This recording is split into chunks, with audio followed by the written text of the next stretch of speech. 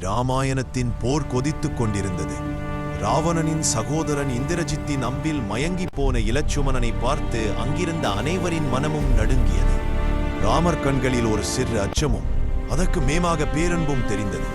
சுஷேன முனிவர் தெரிவித்தார், இலச்சுமணனின் உயிரை காப்பாற்ற ஒரே மருந்து சஞ்சீவனி மட்டுமே கிடைக்கும்.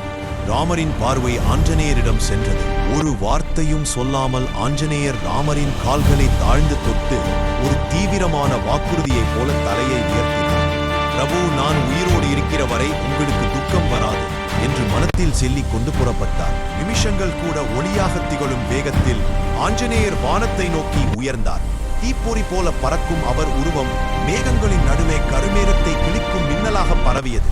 ஆனால் இது ஒரு பயணம் மட்டுமல்ல, ஒரு பக்தனின் அர்ப்பணிப்பின் சோதனை. இமயம் அடைந்தபோது மலை முழுவதும் ஒரே வாசனை. ஆயிரம் மூலிகைகள் ஒன்றே மாதிரி ஊழிருந்தன. எந்தது சஞ்சீவி என்று கண்டுகொள்ள முடியாத அந்த குழப்பத்தில் அவர் எடுத்த முடிவு ஒரு சாதாரண முடிவு அல்ல. ராமனின் உயிர்க்காக நான் முழு மலையையும் எடுத்துச் செல்ல வேண்டும். தன்னுடைய திறன் என்பது உடல் வலிமை அல்ல, இது பக்தி எவ்வளவு பெரிது என்பதை பறைசாற்றும் தருணம்.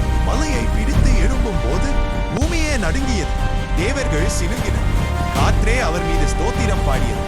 ஒரு பக்தன் தனது இறைவனுக்காக செய்யும் அர்ப்பணிப்பு என்பது எல்லையை தாண்டிய சக்தியாக மாறுகிறது என்பதை இந்த உலகமே பார்த்தது.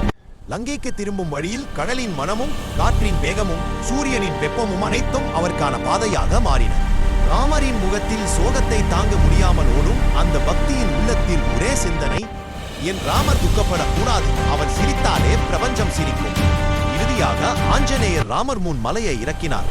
சஞ்சீவனியை எடுத்து இலச்சுமணனின் மூக்கில் வைக்க சில நொடிகளில் அவரது கண்கள் திறந்தன. அதை பார்த்த ராமரின் கண்களில் நீர் வழிந்தது. அது நன்றி, அது அன்பு, அது ஒரு பக்தன் செய்த தியாகத்தின் உயரம்.